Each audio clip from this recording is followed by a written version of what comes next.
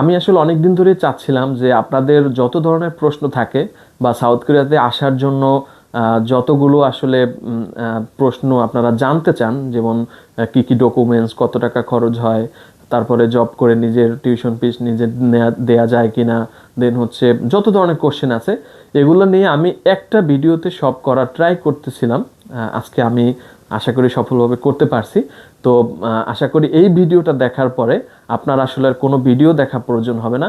এই ভিডিওর মাঝেই আপনার যত প্রশ্ন এগুলো সব আপনি পাবেন। শুরুতেই বলতে চাচ্ছি সাউথ কোরিয়াতে কোন কোন প্রোগ্রামের জন্য কয়টা ইনটেকে অ্যাপ্লিকেশন করতে পারবেন। যদি আপনি ব্যাচেলারের অ্যাপ্লিকেন্ট হয়ে থাকেন, ডিরেক্ট ব্যাচেলার, এবং আপনি যদি মাস্টার্সের অ্যাপ্লিকেন্ট হয়ে থাকেন, তাহলে আপনাদের জন্য দুইটা ইনটেক রয়েছে। একটি হচ্ছে মার্চ ইনটেক, আরেকটি হচ্ছে সেপ্টেম্বর ইনটেক। আর যদি আপনি ল্যাঙ্গুয়েজ প্রোগ্রাম অ্যাপ্লিকেশন করবেন ভাবছেন, তাহলে আপনার জন্য রয়েছে 4টি ইনটেক। একটি হচ্ছে মার্চ, জুন, সেপ্টেম্বর এবং ডিসেম্বর। এই 4টে ইনটেকে ল্যাঙ্গুয়েজ প্রোগ্রাম অর্থাৎ ইএপি এবং কেএলপি প্রোগ্রামের জন্য আপনারা অ্যাপ্লিকেশন করতে পারবেন। এরপরে আসি কারা কোন প্রোগ্রামে অ্যাপ্লিকেশন করতে পারবেন এবং এসব প্রোগ্রামে অ্যাপ্লিকেশন করার জন্য আপনাদের কী কী ধরনের রিকোয়ারমেন্টস প্রয়োজন হতে পারে। তো প্রথমে আসি, আপনি যদি ল্যাঙ্গুয়েজ প্রোগ্রামে অ্যাপ্লিকেশন করতে চান অর্থাৎ ইএপি এবং কেএলপি প্রোগ্রামে অ্যাপ্লিকেশন করতে চান, তাহলে আপনার অবশ্যই বাংলাদেশ থেকে এসএসসি এবং এইচএসসি কমপ্লিট করতে হবে এবং সেখানে জিপিএ থাকতে হবে মিনিমাম 3.50-এর উপরে। আপনার সর্বোচ্চ স্টাডি গ্যাপ অ্যাকসেপ্ট হবে 3 বছর। অনেক সময় ডেট অফ বার্থেও রিকোয়ারমেন্ট হিসেবে প্রয়োজন হয়, যেমন আমি যেহেতু মার্চ 2027 ইনটেক সামনে রেখে ভিডিও করতেছি, তো আপনারা যারা ল্যাঙ্গুয়েজ প্রোগ্রামে অ্যাপ্লিকেশন করতে চাচ্ছেন ইএপি কেএলপি প্রোগ্রামে, তারা যাদের হচ্ছে ডেট অফ বার্থ 2005 সালের উপরে, তারাই হচ্ছে ইনটেক অ্যাপ্লিকেশন করতে পারবেন। সো এটা প্রত্যেকটা ইনটেকের জন্যই পরিবর্তনশীল। পরবর্তী ইনটেকে হয়তো বা 2006 চাইতে পারে। তো এটা ডিপেন্ড অন আসলে ওই ইনটেকের উপর এবং কোন ইউনিভার্সিটি কত চাচ্ছে। ইএপি এবং কেএলপি প্রোগ্রামের জন্য ইংলিশ প্রফিসিয়েন্সি টেস্ট রিকোয়ারমেন্ট যদি বলি, সেক্ষেত্রে আপনাদের আইএলটিএস মিনিমাম 4.5 বা অ্যাবভ থাকলেই আপনারা অ্যাপ্লিকেশন করতে পারবেন। এবং অনেক ইউনিভার্সিটি আছে যেগুলোতে without any English proficiency test আপনারা অ্যাপ্লিকেশন করতে পারবেন। ইএপি এবং কেএলপি প্রোগ্রামের জন্য সাউথ কোরিয়া থেকে বিন প্রোভাইড করা হবে। বিন মানে হচ্ছে ভিসা ইস্যুয়েন্স নাম্বার। এই ভিসা ইস্যুয়েন্স নাম্বার সার্টিফিকেটটা নিয়ে আপনারা বাংলাদেশে অবস্থিত যে কোরিয়ান এম্বাসি, ওই এম্বাসি ফেস করে তারপর আপনাদেরকে ভিসা নিতে হবে। এরপরে যদি আমি বলি ডিরেক্ট ব্যাচেলারে যারা অ্যাপ্লিকেশন করবেন, ডিরেক্ট ব্যাচেলারের বর্তমানে সবচেয়ে বড় সুবিধাটা হচ্ছে এটা ই ভিসা প্রোভাইড করে। সাউথ কোরিয়ার ইমিগ্রেশন থেকে আপনাদেরকে ডিরেক্ট ই ভিসা প্রদান করা হবে। আপনি ঘরে বসেই আপনার ভিসা কপিটা পেয়ে যাবেন। এর জন্য আপনার কোনো ধরনের এম্বাসি ফেস করতে হবে না। আমি যদি রিকোয়ারমেন্টসের কথা বলি, তাহলে আপনারা বাংলাদেশ থেকে যারা এসএসসি এবং এইচএসসি কমপ্লিট করেছে, মিনিমাম জিপিএ থাকতে হবে 3.50-এর উপরে এবং আপনার স্টাডি গ্যাপ সর্বোচ্চ 3 বছর অ্যাকসেপ্ট করা হবে। এই প্রোগ্রামে আপনারা without any English proficiency test application করতে পারবেন না। আপনাদের অবশ্যই আইএলস, টোফেল বা অন্য কোনো একটা ইংলিশ প্রফিসিয়েন্সি প্রয়োজন হবে। তবে যেহেতু সাউথ কোরিয়াতে শুধুমাত্র ইংলিশ প্রফিসিয়েন্সি হিসেবে আইএলস এবং টোফেল অ্যাকসেপ্ট করে, আপনাদের এই দুইটা ইংলিশ প্রফিসিয়েন্সি টেস্ট প্রয়োজন হবে। আমি আইএলসের কথাটা বলতে পারি, আইএলসে আপনাদের মিনিমাম রিকোয়ারমেন্টস প্রয়োজন হবে 5.5। আপনাদের যদি 5.5 থাকে, তাহলে আপনারা আসলে ব্যাচেলার প্রোগ্রামে অর্থাৎ ডিরেক্ট ব্যাচেলার প্রোগ্রামে ই ভিসাতে অ্যাপ্লিকেশন করতে পারবেন। তারপর আসি মাস্টার্স প্রোগ্রামে কারা অ্যাপ্লিকেশন করতে পারবে। তার বাংলাদেশ থেকে অবশ্যই ব্যাচেলার কমপ্লিট করতে হবে। ব্যাচেলারের মিনিমাম সিজিপিএ থাকতে হবে 2.50-এর উপরে এবং আপনার হচ্ছে আইএলস রিকোয়ারমেন্ট প্রয়োজন হবে। সেক্ষেত্রে আইএলসে 5.5 থাকলে আপনারা অ্যাপ্লিকেশন করতে পারবেন। অনেক ইউনিভার্সিটি আছে যেগুলোতে আপনারা without any English proficiency test application করতে পারবেন। আরেকটা জিনিস হচ্ছে স্টাডি গ্যাপ। তো মাস্টার্সের ক্ষেত্রে যদি আপনার 5 বছর পর্যন্ত স্টাডি গ্যাপ থাকে, সেটা আসলে অনেকটা ভালো। তবে অনেক ইউনিভার্সিটি আছে যারা আপনার 10 থেকে 15 বছরও স্টাডি গ্যাপ অ্যাকসেপ্ট করে। যেমন আমার পরিচিত কয়েকজন স্টুডেন্ট আছে, তাদের হচ্ছে একজনের 9 বছরের স্টাডি গ্যাপ, 14 বছরের স্টাডি গ্যাপ, এটা নিয়ে তারা আসলে মাস্টার্সে সাউথ কোরিয়াতে আসছে পড়াশোনা করার জন্য। তো স্টাডি গ্যাপ নিয়ে আসলে দুশ্চিন্তা করার কিছু নেই। আপনারা যদি মাস্টার্সের ক্ষেত্রে অ্যাপ্লিকেশন করতে চান, ব্যাচেলারের পরে স্টাডি গ্যাপ থাকলে সেটা অ্যাকসেপ্টেড, কোনো প্রবলেম নাই। তবে এটা ইউনিভার্সিটির উপর নির্ভর করে। প্রত্যেকটি ইউনিভার্সিটি যে স্টাডি গ্যাপ অ্যাকসেপ্ট করে তা কিন্তু না। মাস্টার্স প্রোগ্রামের জন্য ই ভিসার সুবিধা রয়েছে। ই ভিসাটা তো আপনারা ইতিমধ্যে জেনে ফেলেছেন যে এটার জন্য কোনো এম্বাসি ফেস করতে হয় না। সাউথ কোরিয়া থেকে আপনাদের ভিসাটা ইস্যু হয়ে যাবে ইমিগ্রেশনের মাধ্যমে। তো ঘরে বসেই আসলে আপনারা অ্যাপ্লিকেশন প্রসেস থেকে শুরু করে একদম ভিসা পাওয়া পর্যন্ত সব কিছু ঘরে বসেই করতে পারবেন। আপনি অবশ্যই এখন বুঝে ফেলছেন যে আসলে আপনি কোন প্রোগ্রামে অ্যাপ্লিকেশন করবেন। তো এর সাথে আমি আরেকটু যুক্ত করতে চাই, সেটা হচ্ছে যদি আপনি ইএপি এবং কেএলপি প্রোগ্রামে অ্যাপ্লিকেশন করতে চান, তাহলে এই প্রোগ্রামের ডিউরেশন থাকে 3 থেকে 12 মাস পর্যন্ত, অর্থাৎ 3 মাস থেকে 1 বছর পর্যন্ত এই কোর্সের ডিউরেশন থাকে। এবং এখানে আপনারা সপ্তাহে 3 থেকে 4 দিন ক্লাস করতে হবে। আর যদি আপনি ব্যাচেলারে অ্যাপ্লিকেশন করে থাকেন, এটার ডিউরেশন হচ্ছে 4 বছর এবং সপ্তাহে 1 থেকে 2 দিন ক্লাস হয়ে থাকে নর্মালি। আর যদি আপনি মাস্টার্সে অ্যাপ্লিকেশন করবেন ভাবছেন, তাহলে মাস্টার্সের ডিউরেশন হচ্ছে 2 বছর এবং সপ্তাহে এটার ক্লাস থাকে 1 থেকে 2 দিন। ম্যাক্সিমাম ইউনিভার্সিটিতে 1 দিন ক্লাস থাকে এবং অনেক ইউনিভার্সিটি আছে যারা হচ্ছে অনলাইনেও ক্লাস নিয়ে থাকে। তো মাস্টার্সে যদি আসতে চান তাহলে আসলে মানে এই সুবিধাটা পাবেন। এক্ষেত্রে আরেকটা কথাও আমি বলে রাখি, সেটা হচ্ছে যেমন বাংলাদেশে যে পড়াশোনার ক্যারিকুলাম এখানে কিন্তু টোটালি ভিন্ন। আপনাদের পড়াশোনার জন্য বা ভালো রেজাল্ট করার জন্য অনেক কষ্ট করতে হবে না। তো এটা নিয়ে কোনো টেনশন করার কিছু নাই যে আসলে ওখানে পড়াশোনার সিস্টেমটা কি অনেক কঠিন কিনা, আমি আসলে পাস করতে পারবো কিনা, এরকম অনেকের কোশ্চেন থাকে। তো এই বিষয় নিয়ে কোনো আসলে দুশ্চিন্তা করার কিছু নেই, আপনারা ইজিলি পাস করতে পারবেন। এখন আসি খুবই গুরুত্বপূর্ণ একটা বিষয়, সেটা হচ্ছে আপনি যদি সাউথ কোরিয়াতে অ্যাপ্লিকেশন করতে চান সেক্ষেত্রে আপনার কি কি ধরনের ডকুমেন্টসের প্রয়োজন হতে পারে। তো প্রথমে আমি বলবো আপনার একটা ভ্যালিড পাসপোর্ট থাকতে হবে এবং পাসপোর্টের স্ক্যান কপি প্রয়োজন হবে। তারপরে হচ্ছে আপনার একাডেমিক সার্টিফিকেট এবং ট্রান্সক্রিপ্ট, একাডেমিক সার্টিফিকেট ট্রান্সক্রিপ্টের অ্যাপোস্টাইল কপি এবং এগুলার মেইন কপির স্ক্যান কপিটা প্রয়োজন হবে। তারপর হচ্ছে family relationship certificate. Family relationship certificate ক্ষেত্রে খুবই গুরুত্বপূর্ণ একটা জিনিস আপনাকে জানতে হবে, সেটা হচ্ছে এখানে মাস্ট বি আপনার ফ্যামিলির যতজন ইনক্লুডেড আছে। এখানে অনেক সময় কোশ্চেন থাকে যে ভাই আমার তো বড় ভাইয়ের ফ্যামিলি আছে, মেজো ভাইয়ের ফ্যামিলি আছে, আমি সবার ছোট, আমার বোনের আলাদা ফ্যামিলি আছে, আমি কি সবারটা ইনক্লুড করব কিনা? না, আপনাকে সবারটা ইনক্লুড করতে হবে না। আপনি শুধুমাত্র আপনার বাবা মা এবং আপনি আপনার কোনো ছোট ভাই বোন বা হচ্ছে যারা আনমেরিড আছে আপনার ফ্যামিলিতে তাদেরকে আপনি ইনক্লুড করতে পারেন। যাদের অলরেডি আলাদা একটা ফ্যামিলি হয়ে গেছে তাদের আপনি ইনক্লুড না করলেও কোনো ধরনের সমস্যা হবে না। তারপর হচ্ছে স্টুডেন্ট এবং প্যারেন্টসের এনআইডি কপি। অবশ্যই বাবা মা দুইজনের এনআইডি কপি থাকতে হবে। এক্ষেত্রে একটা গুরুত্বপূর্ণ বিষয়, সেটা হচ্ছে অনেকেরই কোশ্চেন থাকে যে ভাই আসলে আমার বাবার নাম তার এনআইডি কার্ডে একটা, বাট আমার এনআইডি কার্ডে বাবার নাম আরেকটা, বা আমার সকল ডকুমেন্টসে তার নাম হচ্ছে আরেকটা, বা হচ্ছে 2টা বা 3টা, এরকম অনেকেরই থাকে। কারণ আগের সময় আসলে আমরা যখন এনআইডি কার্ড করতাম তখন আসলে মানে অতটা বোঝা হতো না, এক একজনের এক একটা নাম। যেমন একজনের বিদ্যুৎ বিলের পেপারে নাম একটা, তার সার্টিফিকেটের নাম একটা, তার এনআইডিতে নাম একটা, পাসপোর্টের নাম একটা, এরকম থাকে, ইভেন দলিলে নাম একটা। তো এটা নিয়ে আসলে আগে কোনো কনসার্ন ছিল না, বাট বর্তমানে এটা নিয়ে প্রবলেম হচ্ছে, বিশেষ করে ভিসার ক্ষেত্রে। সো এরকম যদি হয়ে থাকে সুযোগ থাকলে চেঞ্জ করবেন, আর না হলে জাস্ট একটা এপিডেভিট করে রাখলেই হবে। এবং ওই এপিডেভিট কপিটা আপনার প্রয়োজন হবে, হোয়াইট ব্যাকগ্রাউন্ডের একটা পিকচার প্রয়োজন হবে। তারপর হচ্ছে ব্যাংক স্টেটমেন্ট এবং সলভেন্সির প্রয়োজন হবে। এক্ষেত্রেই হচ্ছে আসলে আপনাদের বেশি কনসার্ন, আসলে ব্যাংকে আমি কত টাকা রাখবো, এটা কত মাসের জন্য রাখবো, এটা কি এফডিআর করবো নাকি সেভিংস করব, এবং কার নামে আসলে ব্যাংক অ্যাকাউন্টটা আমি ক্রিয়েট করব, সকল প্রশ্নের উত্তর আমি দেওয়ার ট্রাই করতেছি। তো প্রথমত হচ্ছে মাস্ট বি আপনি একটা সেভিংস অ্যাকাউন্ট খুলবেন এবং আপনার যে স্পন্সর হবে, এখন এক্ষেত্রে আরেকটা প্রশ্ন থাকতে পারে যে স্পন্সর কে কে হতে পারবে। তো সেক্ষেত্রে যদি আপনি ব্যাচেলারের অ্যাপ্লিকেন্ট হন অথবা আপনি ল্যাঙ্গুয়েজ প্রোগ্রামের অ্যাপ্লিকেন্ট হন, তাহলে অবশ্যই আপনার বাবা মাকে আপনার স্পন্সর দিতে হবে। আর যদি আপনি মাস্টার্সের অ্যাপ্লিকেন্ট হন, আপনি নিজেও স্পন্সর হতে পারবেন অথবা আপনার বাবা মাকে স্পন্সর দিতে পারেন। আর যদি আপনি মেরিট হয়ে থাকেন তাহলে আপনি আপনার স্পাউসকেও স্পন্সর দিতে পারবেন, তবে অবশ্যই আপনার পাসপোর্টে তার নামটা ইনক্লুড থাকতে হবে, এটা মাথায় রাখবেন। তো কত টাকা দেখাতে হবে? আপনার অবশ্যই একটা সেভিংস অ্যাকাউন্ট খুলতে হবে স্পন্সরের নামে। সেখানে আপনার যদি আপনি ব্যাচেলর অ্যাপ্লিকেন্ট হন অর্থাৎ ইএপি কেএলপি প্রোগ্রামে অ্যাপ্লিকেশন করতে চান, তাহলে আপনার 15 থেকে 20 লাখ টাকা দেখালেই হবে। আর যদি আপনি ডিরেক্ট ব্যাচেলর প্রোগ্রাম এবং মাস্টার্স প্রোগ্রামের জন্য অ্যাপ্লিকেশন করতে চান, তাহলে আপনাকে 25 থেকে 30 লাখ টাকা দেখানো লাগতে পারে। আর যদি আপনি টাকার পরিমাণ বেশি দেখেন সেটা অবশ্যই আপনার জন্য ভালো, বাট আমি যেটা বললাম এটা মিনিমাম রাখার ট্রাই করবেন। যে অ্যাকাউন্টে আপনারা টাকাটা রাখবেন সেটার বয়স 6 মাসের বেশি থাকতে হবে এবং ফান্ড ম্যাচুরিটি, যেই টাকাটা আপনারা রাখবেন ওইটার ম্যাচুরিটি থাকতে হবে মিনিমাম 3 থেকে 4 মাস। এটা অনেক ক্ষেত্রে কম হলেও প্রবলেম হয় না, বাট মিনিমাম এটা রাখার ট্রাই করবেন যাতে হচ্ছে কোনো ধরনের প্রবলেম ফেস করতে না হয়। যদি আপনাদের নিজেদের এই পরিমাণ টাকা না থাকে তাহলে আপনারা লোন নিতে পারেন। তো লোন নেওয়ার ক্ষেত্রে অনেক ধরনের ব্যাংক আছে, সেগুলো আপনারা দেখতে পারেন। এক্ষেত্রে গুরুত্বপূর্ণ বিষয়টা হচ্ছে আপনার অবশ্যই ব্যাংকের 6 মাসের ট্রানজ্যাকশন হিস্ট্রি দেখাতে হবে। দ্যাট মিনস আপনাকে আপনার ট্রানজ্যাকশন হিস্ট্রি বাড়াতে হবে, প্রচুর পরিমাণে লেনদেন করতে হবে। প্রতি মাসে অ্যাটলিস্ট 3 থেকে 4টা বা হচ্ছে আরও বেশি আপনার লেনদেন করতে হবে, যাতে 6 মাসের যখন ট্রানজ্যাকশন হিস্ট্রি আপনি ব্যাংক থেকে নিয়ে আসবেন স্টেটমেন্ট আকারে, তখন সেটা মিনিমাম 3 থেকে 4 পেজের একটা স্টেটমেন্ট হয়, একটা হেলদি স্টেটমেন্ট হয়, সেটার দিকে খেয়াল রাখবেন। তো আসলে এই ট্রানজ্যাকশনটা কিভাবে করবেন সেটা আমি শেষের দিকে বলার ট্রাই করতেছি। তারপর হচ্ছে একটা এসওপি অর্থাৎ স্টেটমেন্ট অফ পারপাস বা স্টাডি প্ল্যান, এটা আপনার হচ্ছে রেডি রাখতে হবে। বা আপনি যদি কোনো এজেন্সির মাধ্যমে কাজ করান তাদের মাধ্যমে করতে পারেন, বা একজন প্রফেশনাল এসওপি রাইটার দিয়েও আপনি লিখতে পারেন। এটা খুবই গুরুত্বপূর্ণ বিষয়ের ক্ষেত্রে। তারপর হচ্ছে আপনার এলওআর প্রয়োজন হবে, রিকমেন্ডেশন লেটার। তো এটা আপনি দুইজন টিচারের কাছ থেকে আনতে পারেন। অনেক সময় ল্যাঙ্গুয়েজ প্রোগ্রামের জন্য প্রয়োজন হয় না, বা ডিরেক্ট ব্যাচেলার এবং মাস্টার্সের জন্য প্রয়োজন হয়। এবং হচ্ছে আপনাকে যেটা করতে হবে, যদি আপনার যে স্পন্সর যাকে দিবেন সে যদি বিজনেস করে তাহলে ট্রেড লাইসেন্স, আর যদি সে জব করে তাহলে এমপ্লয়মেন্ট সার্টিফিকেট। পাশাপাশি যদি জব করে থাকে তাহলে তার বেতনের যেই হিস্ট্রিটা, অর্থাৎ বেতনের যে শিটটা, এইটা আপনাকে দেখানো হতে পারে। তো এটা দিকেও খেয়াল রাখবেন।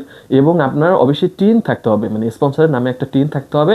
টিনের এগেনস্টে আপনাকে রিটার্ন দাখিল করতে হবে। এক্ষেত্রে আপনার ট্যাক্স সার্টিফিকেট, অ্যাকনোলেজমেন্ট সার্টিফিকেট এবং চালান কপি দেখাতে হবে। সো এগুলো আপনাকে প্রস্তুত করে রাখতে হবে। নর্মালি এই ডকুমেন্টসগুলোই আপনার প্রয়োজন হবে, এর বাইরে আসলে তেমন কোনো ডকুমেন্টসের প্রয়োজন নাই। তারপরে আসি সবার সবচেয়ে বেশি যেটা প্রয়োজন জানার, যেমন আমি তো সাউথ কোরিয়াতে অ্যাপ্লিকেশন করতে চাচ্ছি, আমার কত টাকা বাজেট রাখা উচিত।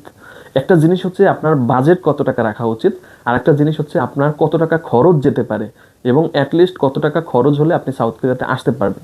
দুইটা আলাদা জিনিস। তো দুইটাই আমি আসলে বলার ট্রাই করব। প্রথমে হচ্ছে আপনার সাউথ কোরিয়াতে আসতে হলে কোথায় কত টাকা খরচ যেতে পারে। তো প্রথমে হচ্ছে ডকুমেন্টেশন, অর্থাৎ আমি যে ডকুমেন্টসগুলোর কথা বললাম এগুলো আপনার রেডি করার জন্য কিছু পরিমাণ টাকা খরচ করা লাগতে পারে, সেক্ষেত্রে 5 থেকে 10,000 টাকার মতো। তারপর হচ্ছে অ্যাপ্লিকেশন ফি। অ্যাপ্লিকেশন ফি বিভিন্ন ইউনিভার্সিটি ভেদে বিভিন্ন হয়ে থাকে, তবে অ্যাভারেজ যদি বলি তাহলে 6 থেকে 10,000 টাকা। তারপর হচ্ছে ডিএসএল কস্ট, মানে আপনার যে ডকুমেন্টসগুলো এগুলো ইউনিভার্সিটিতে সেন্ড করতে হবে, এই জন্য আপনার একটা ডিএসএল কস্ট দিতে হবে, যেটার মাধ্যমে আসলে ডকুমেন্টসগুলো বাইয়ারে বা যে কোনোভাবে সাউথ কোরিয়াতে সেন্ড করবেন। সেটার খরচ হতে পারে 3 থেকে 6,000 টাকা।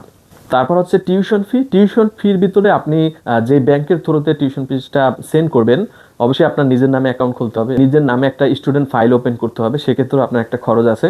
সব মিলিয়ে আমি আসলে টিউশন ফির ভিতরে এইগুলো রাখা ট্রাই করেছি। তো টিউশন ফির কথা যদি বলি, সেক্ষেত্রে আপনার 2 থেকে 5 লাখ টাকার মতো টিউশন ফিস হতে পারে। ইএপি কেএলপি প্রোগ্রামের জন্য টিউশন ফিস বেশি, এবং ব্যাচেলর এবং মাস্টার্স প্রোগ্রামের জন্য টিউশন ফিস কিছুটা কম। তারপর হচ্ছে ভিসা অ্যাপ্লিকেশন ফি অথবা হচ্ছে এম্বাসি ফি, সেক্ষেত্রে আপনার 10 থেকে 15,000 টাকা খরচ যেতে পারে। এটা খুবই গুরুত্বপূর্ণ একটা প্রশ্ন হয়ে থাকে অনেকের, যে ভাই আমার তো আসলে নিজেদের টাকা নাই, তো আমি যদি লোন করি বা যেভাবেই হোক আমার যদি ব্যাংক স্টেটমেন্ট দেখানো লাগে, সেক্ষেত্রে কত টাকা খরচ যেতে পারে। তো এটা টোটালি আপনার ব্যাংকের উপর ডিপেন্ড করে, এক একটা ব্যাংক এক এক রকমের চার্জ করে। তো আমি যদি অ্যাভারেজে বলি, আপনার 50 থেকে 1 লাখ টাকার মতো আপনার ব্যাংক রেডি করার জন্য খরচ যেতে পারে। তারপর হচ্ছে প্লেন ফেয়ার, আপনার যখন ভিসাটা হয়ে যাবে আলহামদুলিল্লাহ, তারপরে হচ্ছে আপনার টিকিট কাটতে হবে। টিকিটের জন্য আপনার 40 থেকে 60,000 টাকা খরচ করা লাগতে পারে। তারপরে যেটা বলবো সেটা হচ্ছে মার্কেট, আপনার পার্সোনাল যে মার্কেট করতে হবে, আপনি সাউথ কোরিয়াতে আসবেন, এখানে থাকবেন। তো এর জন্য আপনার আসলে যে পরিমাণ টাকা খরচ করা লাগতে পারে, সেটা আমি আমার পার্সপেক্টিভ দিক থেকে বিবেচনা করে আমি বলতেছি 20 থেকে 30,000 টাকা খরচ করা লাগতে পারে। তবে এটা টোটালি আপনার উপর ডিপেন্ড করে, কারণ আপনি কি পরিমাণ মার্কেট করবেন, আপনি আসলে কি পরিমাণ জামা কাপড় পরতে পছন্দ করেন।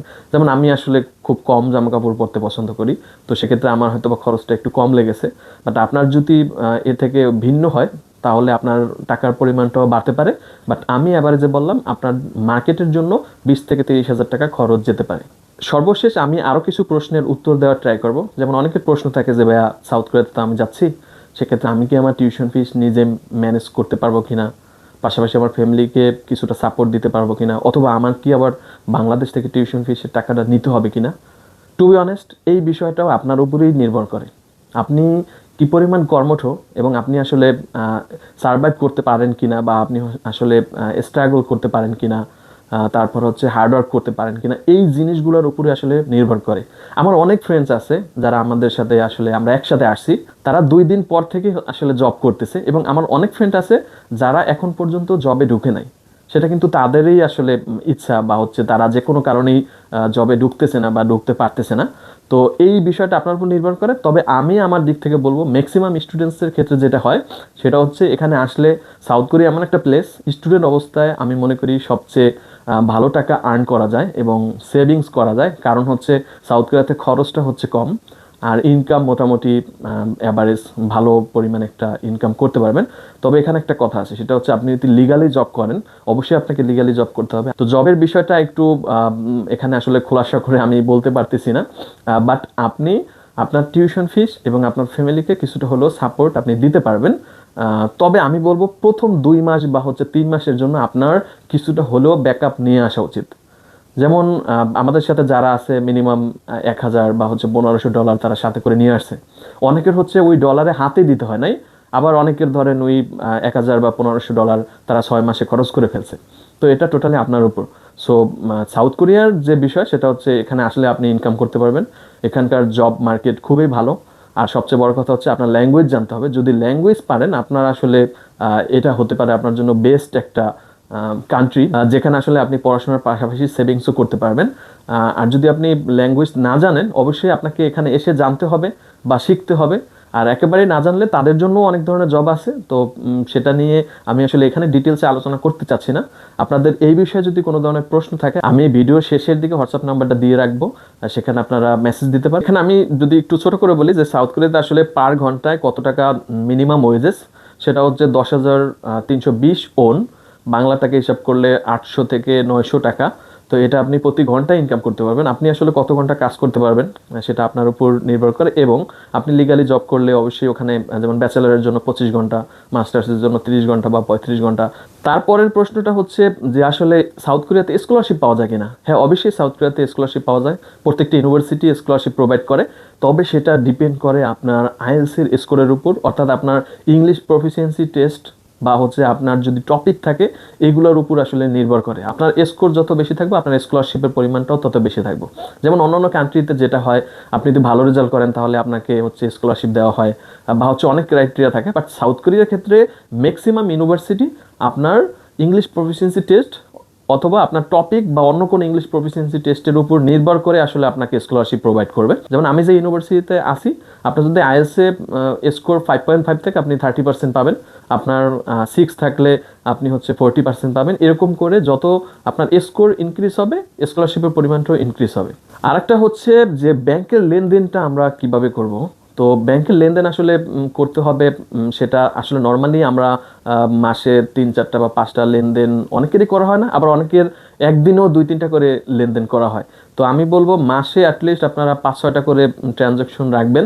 সেটা যদি নর্মালিও না হয় তাহলে আপনি আপনার কোনো ফ্রেন্ডকে টাকা পাঠাতে পারেন, বা হচ্ছে গিয়ে আপনি কোনো আপনার কাজিনকে পাঠাতে পারেন, তার কাছ থেকে আবার নিতে পারেন। তো ভেঙে ভেঙে অ্যামাউন্টটা পাঠাবেন, যাতে হচ্ছে মানে এটা অথেন্টিক যে আপনি আসলে লেনদেনটা করতেছেন হচ্ছে ন্যাচারালি, সেটা যাতে বোঝা যায়। এটার দিকে একটু খেয়াল রাখবেন যাতে ট্রানজ্যাকশন হিস্ট্রিটা বেশি থাকে। আর ব্যাংক স্টেটমেন্ট ক্ষেত্রে মাস্ট বি আপনাকে ওই ব্যাংকের সাথে কথা বলতে হবে যে আসলে আপনাদের এর আগে কোনো এক্সপিরিয়েন্স আছে কিনা, যে আপনারা আপনাদের কাছ থেকে কোনো স্টুডেন্ট লোন নিছে অথবা আপনারা স্টেটমেন্ট সলভেন্সি প্রোভাইড করছেন। অনেক ক্ষেত্রে আমি এর আগেও একটা ভিডিওতে বলছি যে ব্যাংক স্টেটমেন্টের ক্ষেত্রে কিন্তু যেই ব্যাংকের ব্রাঞ্চ থেকে আপনি স্টেটমেন্ট নেবেন তারা কিন্তু অনেক ক্ষেত্রে হচ্ছে ভুল করে। স্টেটমেন্ট অনেক সময় সাদা পেপারে দিয়ে দেয়, তাদের প্যাটেও দেয় না। তো এই জিনিসগুলো আপনাকে বুঝে শুনে তারপরে নিতে হবে। আপনার স্টেটমেন্ট এবং সলভেন্সি আপনার খেয়াল করে নিতে হবে, এখানে কেয়ারফুল থাকতে হবে। সলভেন্সির যে বিষয়টা, স্টেটমেন্ট তো আসলে সমগ্র ব্যাংকের সেম হয়ে থাকে, বাট সলভেন্সি যে সার্টিফিকেট এটা কিন্তু ব্রাঞ্চ ভেদে হচ্ছে বিভিন্ন হয়ে থাকে, কারণ এটা ব্রাঞ্চের নিজের হচ্ছে টাইপ করা বা তারা নিজেরা হচ্ছে এটা ক্রিয়েট করে দেন আপনাকে প্রোভাইড করে। তারা যেটা করে জাস্ট একটা এ4 কাগজে এটা দিয়ে দেয়। অনেক সময় আসলে ওনারা হয়তো বা নাও জানতে পারে যে আপনি এটা কোথায় সাবমিট করবেন। তো আপনাকে এটা ইনশিওর করতে হবে যে এটা অবশ্যই একটা তাদের অফিসিয়াল প্যাডে দিতে হবে, এখানে ম্যানেজার বা হচ্ছে ঊর্ধ্বতম যারা কর্মকর্তা আছে তাদের সিগনেচার আনতে হবে। তো এভাবে আসলে ট্রানজ্যাকশন হিস্ট্রিটা বাড়াবেন। আর হচ্ছে স্টেটমেন্ট আনার ক্ষেত্রে খুবই সতর্কতা অবলম্বন করবেন যাতে আপনার স্টেটমেন্টের কারণে আপনার ভিসাটা ক্যান্সেল না হয়ে যায়। আর একটা প্রশ্ন থাকে অনেকের যে ভাই আমি তো মাস্টার্সের অ্যাপ্লিকেন্ট, আমি কি নিজে স্পন্সর হতে পারবো কিনা, অথবা আমি ব্যাচেলারের অ্যাপ্লিকেন্ট নিজে স্পন্সর হতে পারবো কিনা। উত্তর হচ্ছে আপনি যদি মাস্টার্সের অ্যাপ্লিকেন্ট হন তাহলে আপনি নিজের স্পন্সর নিজে হতে পারবেন। আপনি যদি ব্যাচেলারের অ্যাপ্লিকেন্ট হন তাহলে অবশ্যই আপনি আপনার বাবা মাকে স্পন্সর করবেন, আপনি নিজে স্পন্সর হতে পারবেন না। এর পূর্বেও হয়তো আমি বলেছি, সেটা হচ্ছে যদি আপনি মেরিট হয়ে থাকেন তাহলে আপনার স্পাউসকে আপনি স্পন্সর করতে পারবেন, তবে অবশ্যই আপনার পাসপোর্টে তার নামটা ইনক্লুড থাকতে হবে। আর একটা সবচেয়ে বেশি কোশ্চেন, আমরা যখনই কোনো কান্ট্রিতে যেতে চাই, যদি আমরা আসলে মেরিট হয়ে থাকি সেক্ষেত্রে আমরা আসলে আমাদের ডিপেন্ডেন্ট নিয়ে যেতে চাই, স্পাউস নিয়ে যেতে চাই, তো সাউথ কোরিয়াতে এই সুবিধাটা আছে কিনা। উত্তর হচ্ছে না, আপনি স্টুডেন্ট অবস্থায় সাউথ কোরিয়াতে আপনার ওয়াইফকে আনতে পারবেন না। তবে এক্ষেত্রে যেটা করতে পারেন, যদি আপনার প্রোফাইল এবং আপনার ওয়াইফের প্রোফাইলও সেম বা হচ্ছে তা সেও যদি ধরেন আপনি মাস্টার্সে আসতে চাচ্ছেন, সেও যদি ধরেন অলরেডি ব্যাচেলর কমপ্লিট করছে বা হচ্ছে 6 মাস পরে তার ব্যাচেলর কমপ্লিট হয়ে যাবে, তাহলে হয় আপনি সাথে করে তাকে নিয়ে আসতে পারবেন। কিভাবে সেও ইন্ডিভিজুয়ালি অ্যাপ্লিকেশন করবে, আপনিও অ্যাপ্লিকেশন করবেন। অথবা তার যদি 6 মাস পর তার ব্যাচেলার কমপ্লিট হয়, তাহলে 6 মাস পরে যখন রেজাল্ট আসবে তারপরে আপনি তার জন্য হচ্ছে গিয়ে অ্যাপ্লাই করবেন, দেন সে চলে আসবে। এরকম আমার ইউনিভার্সিটিতে আমার ফ্রেন্ডদের ভিতরে নিজেরা হচ্ছে হাজব্যান্ড ওয়াইফ ইন্ডিভিজুয়ালি অ্যাপ্লিকেশন করে দুইজন একসাথে চলে আসছে। দেন এমনও আছে প্রথমে হাজব্যান্ড আসছে, তারপরে এই যে এই মাসে হচ্ছে তার ওয়াইফ আসতেছে। তো এরকম করে অনেকে আনতেছে। বাট আপনি যখন আপনার ভিসা ক্যাটাগরিটা চেঞ্জ করবেন, আপনি জব পাবেন, তখন গিয়ে হচ্ছে আপনি আপনার ওয়াইফের জন্য অ্যাপ্লিকেশন করতে পারবেন। এবং অনেকেই সাউথ কোরিয়াতে ওয়াইফ নিয়ে আসতেছে, বা হচ্ছে আপনি আপনার হাজবেন্ডকে নিয়ে আসতে পারবেন, এটা কোনো প্রবলেম নেই। আরেকটা প্রশ্ন হচ্ছে যে ভাই আমি তো আসলে মেয়ে, তো আমার সাউথ কোরিয়াতে আসাটা ঠিক হবে কিনা, এই কান্ট্রিটা সিকিউরিটি কেমন, বা আমি আসলে জব করতে পারবো কিনা। উত্তর হচ্ছে সাউথ কোরিয়া আপনার জন্য খুবই সিকিউরিটিফুল একটা কান্ট্রি। আপনি যদি মেয়ে হয়ে থাকেন, রাত 12টার পরেও বা হচ্ছে 1টা 2টার সময় যদি আপনি রাস্তা দিয়ে একা চলাফেরা করেন, আপনার কোনো ধরনের ক্ষতি হবে না, আপনি খুবই সিকিউর ফিল করবেন। এবং এই কান্ট্রিটা হচ্ছে অপরাধ প্রবণতা খুবই কম, আর কোনো ধরনের ইপটিজিং বা এই ধরনের কিছু নেই, সবাই আসলে কাজ নিয়ে ব্যস্ত। আর জবের ক্ষেত্রে আমি বলবো যে জব, হ্যাঁ মেয়েদের জন্য জব আছে, মেয়েরাও জব করতে পারবেন। আপনাদের রেস্টুরেন্ট বা হচ্ছে শপগুলোতে হচ্ছে জব করবেন, হোটেল মোটেল আছে, সো এগুলোতেও জব করা যায়, জব করা যাবে, সমস্যা নাই। তবে শুরুতে যেটা বললাম যে আপনাকে অবশ্যই কর্মঠ এবং স্ট্রাগল করার মন মানসিকতা, হার্ডওয়ার্কিং করার মন মানসিকতা, এগুলো থাকতে হবে। অনেকের প্রশ্ন থাকে যে ভাই সাউথ কোরিয়া থেকে আমি অন্য কোনো কান্ট্রিতে যেতে পারবো কিনা। হ্যাঁ অবশ্যই আপনি সাউথ কোরিয়া থেকে ইউরোপ, আমেরিকা, তারপর হচ্ছে কানাডা বা হচ্ছে অস্ট্রেলিয়াতে আপনি যেতে পারবেন। ইভেন আমাদেরও অনেক স্টুডেন্ট আছে যারা সাউথ কোরিয়া থেকে ইউএসএতে গেছে, আমরা নিজেরা প্রসেসিং করে দিছি, অস্ট্রেলিয়াতে গেছে। তো এখান থেকে যাওয়া যায়। আপনি বাংলাদেশ থেকে যেরকমটা আসলে কঠিন এইসব কান্ট্রিতে যাওয়া, সাউথ কোরিয়া যদি আসেন এখান থেকে একটা ডিগ্রি কমপ্লিট করেন, তাহলে আপনি পরবর্তী ডিগ্রির জন্য এই ধরনের কান্ট্রিতে যেতে পারবেন। সেক্ষেত্রে বাংলাদেশ থেকে যদি একটু হার্ড হয়ে থাকে, তাহলে এক্ষেত্রে অনেকটাই সহজ হবে যাওয়াটা। আশা করি এই ভিডিওটা দেখার পরে আপনার আসলে আর কোনো ভিডিও দেখার প্রয়োজন হবে না। এই ভিডিওর মাঝেই আপনার যত প্রশ্ন এগুলো সব আপনি পাবেন। যদি তারপরেও কোনো প্রশ্ন থাকে, আমি এখানে আমার পার্সোনাল হোয়াটসঅ্যাপ নাম্বার দিয়ে রাখবো, আমাদের অফিসের হোয়াটসঅ্যাপ নাম্বার দিয়ে রাখবো। আপনারা চাইলে সরাসরি আমাদের অফিসে যোগাযোগ করতে পারেন। আমাদের অফিস মতিঝিল শাপলা চত্বর। তো সবার জন্য শুভকামনা রইল, সাউথ কোরিয়ার জার্নিটা আপনার সেরা হবে, আপনার স্মুথ হবে এই প্রত্যাশায়। আসসালামু আলাইকুম।